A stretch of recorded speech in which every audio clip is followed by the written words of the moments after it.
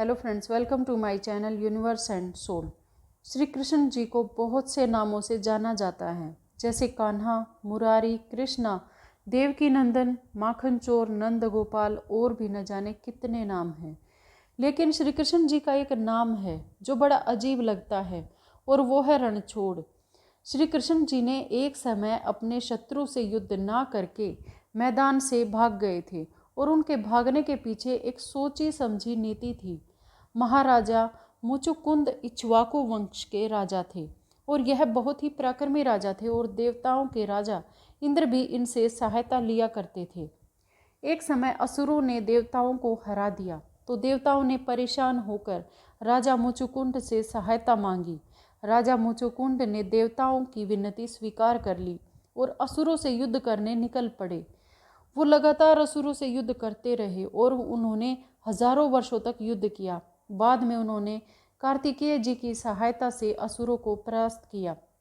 देवराज इंद्र तब उनके पास आए और हाथ जोड़कर कहा कि हे महाराज, आपने हमारे लिए हजारों वर्षों तक युद्ध किया है और हम आप पर बहुत प्रसन्न हैं। चूँकि इतने सालों में आपके राजपाट सब खत्म हो गए हैं और आपके परिजन काल कवलित हो चुके हैं, आप मोक्ष को छोड़कर कोई भी वर मांग लें। उसी वक्त सरस्वती जी उनकी बुद्धि पर विराजमान हो गई, क्योंकि उनको भविष्य में श्री कृष्ण द्वारा एक नेक काम करवाना था। राजा मुचुकुंद ने कहा कि हे भगवान, मैं युद्ध करके थक गया हूँ और मैं अब आराम करना चाहता हूँ, इसलिए मैं अब सोना चाहता हूँ।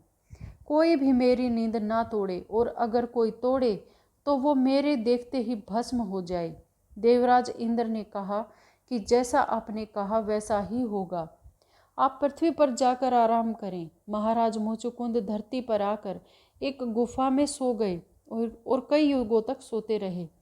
द्वापर युग आया और श्री कृष्ण जी ने अवतार लिया। उस समय दैत्य काल यवन ने मथुरा को घेर लिया था और श्री कृष्ण को युद्ध के लिए ललकारा। काल यवन को भगवान शिव का आशीर्वाद प्राप्त था कि ना तो कोई सूर्यवंशी, ना ही चंद्रवंशी, ना ही कोई हथियार, ना ही कोई अपने बल से उसे हरा सकता है।